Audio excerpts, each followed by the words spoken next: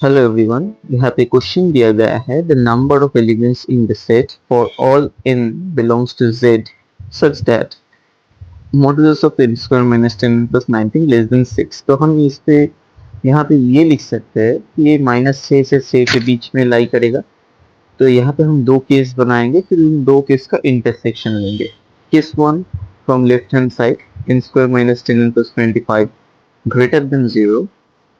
एक इक्वेशन ये बन गया। तो यहाँ से n minus five whole square greater than 0 होगा।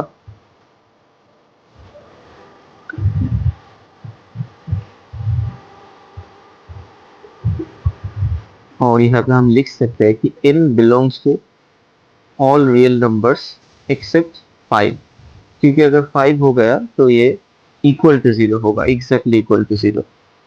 और अब केस 2 लिख लेते हैं।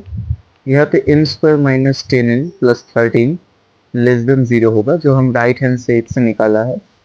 और यहाँ पे आपको दो रूट मिलेंगे, और आपको पता है जब लेस देन 0 होता है तो वो दोनों रूट के बीच ही लाई करता है। सो लिख सकते हैं n belongs to root of this equation अगर ये 0 होता है। तो यहाँ पे ओपन ब्रैकेट होगा, आप देख सकते हो। ओपन ब्रैकेट क्यों होगा? क्योंकि यहाँ पे less than is equal to नहीं।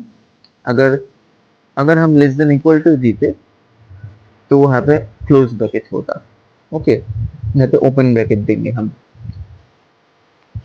तो हमें यहाँ पे सीधा साधा जिस फॉर्मूला से दो रूट मिल जाएगा, 10 माइनस रूट 48 अपन 2 और 10 प्लस रूट 48 अपन 2। तो यहाँ पे इन दो रूट के बीच ये n लाई करेगा। तो n belongs to 5 minus 2 root 3 5 plus 2 root 3 open bracket in both side, क्योंकि यहाँ पे less than is equal to नहीं है, ये ध्यान रखना। और अब हम यहाँ पे वेरी कप वाला फंडा लगाएंगे। एक लाइन खींच लेंगे, नंबर लाइन, और यहाँ पे जो 3 नंबर की हमें जरूरत है उसको मार्क कर लेंगे। 5 minus two root three, 5 plus two root three, ऐसे कर लेंगे। अगर ध्यान से आप केस वन देखोगे तो यहाँ पे है r माइनस फाइव। तो इसका मतलब कि हमें 5 पे हॉलो सर्किल डालने होंगे, और बाकी हम ऐसे ले सकते हैं। 5 पे हॉलो सर्किल होगा। और अगर केस टू देखोगे तो यहाँ पे 5 माइनस टू रूट थ्री से 5 प्लस टू रूट थ्री हो गया, और ये दो जो रूट है 5 माइनस टू रूट थ्री और 5 प्लस टू रूट थ्री, यहाँ पे हॉलो सर्किल होंगे। तो इसके बीच में हम इंटरसेक्शन ले लिया केस वन और केस टू के बीच में। अब आपको देखना पड़ेगा कि ये 5 माइनस टू रूट की एग्जैक्टली वैल्यू क्या है। 1.6 होंगे, आपको पता है रूट थ्री 1.7 3 2 ऐसा कुछ है अप्रोक्सीमेट वैल्यू। तो हम यहाँ पे 5 माइनस टू रूट थ्री को 1.6 और 5 प्लस टू रूट थ्री को 8.4 ले सकते हैं। अब आप देखोगे अगर क्वेश्चन में आपको बोला गया था कि z, z का मतलब क्या है, आपको इंटीजर बताना है। इन दोनों के बीच में जो जो इंटीजर आता है और 5 नहीं हो आएगा, ये ध्यान रखना, क्योंकि 5 पे हॉलो सर्कल दिए हैं हम पहले से।